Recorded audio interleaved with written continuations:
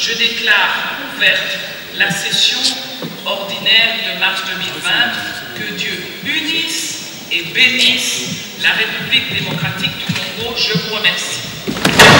La session de mars 2020 a été l'une des plus tumultueuses de l'histoire du Parlement congolais. Elle s'est ouverte sur fond de la pandémie de Covid-19, provoquant une suspension temporaire des plénières pour une quinzaine de jours. Lors de la reprise, le 4 avril, l'Assemblée nationale a procédé à une réconfiguration du format des participations aux plénières et travaux en commission en instaurant un système de visioconférence. La session qui vient de s'achever a connu des forts moments de tensions politiques émaillés des violations des droits des élus légitimes du peuple et de l'enceinte du Parlement. Malgré toutes ces vicissitudes, le député national a donné le meilleur de lui-même pour produire des lois, mais aussi contrôler l'exécutif, deux missions que lui reconnaît la Constitution. En ce qui concerne la production législative, il convient de noter plusieurs initiatives qui sont en cours de finalisation.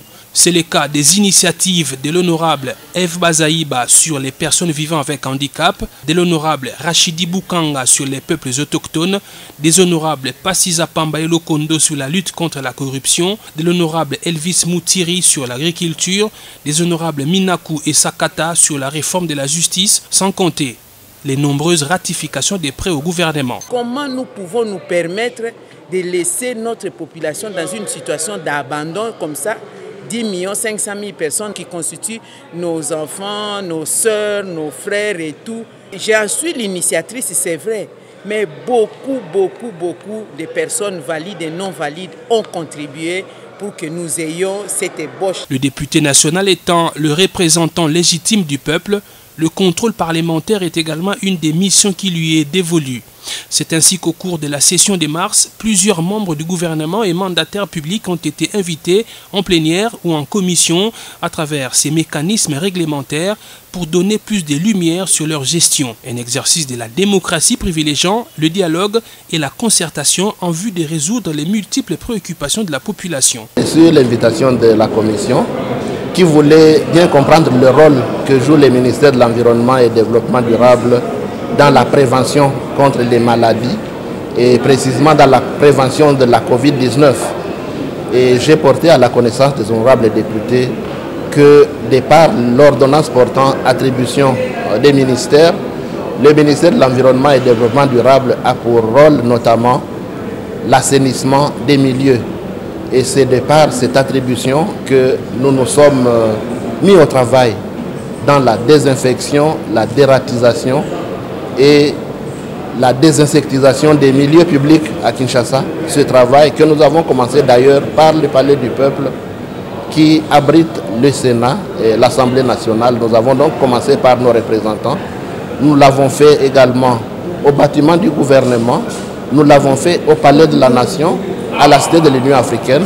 La session qui vient d'être bouclée a été marquée par l'état d'urgence prorogé 6 fois consécutive par l'Assemblée nationale en dépit du contexte socio-économique morose caractérisé par la récession, tous les indicateurs étant au rouge. Parce qu'ils nous ont envoyés, parce qu'ils ont eu confiance en nous, parce qu'ils ne nous ont pas nommés mais élus. Nous devons de penser Congo et non tribu. Et donc nous devons chaque fois que nous utilisons notre parole, nous devons en peser les conséquences parce qu'elles peuvent se traduire par un risque pour nos populations ou pour les serviteurs de la République que sont les militaires, les policiers, les enseignants, les médecins, les magistrats. Chers collègues, je vous recommande donc de transmettre ce message d'espoir, d'unité, de cohésion, de retenue à nos électeurs, à nos frères et sœurs congolais que vous rencontrerez partout durant nos vacances parlementaires. Car c'est ensemble que nous nous en sortirons pour bâtir un Congo plus grand, dans l'exemple pour nos enfants. À présent, chaque député national s'apprête à retrouver sa base et surtout recueillir ses préoccupations et doléances qui seront rapportées à qui des droits en septembre prochain, même si par essence, cette session a toujours été budgétaire. Et sur ce, je déclare close la session ordinaire de mars 2020. Je vous remercie.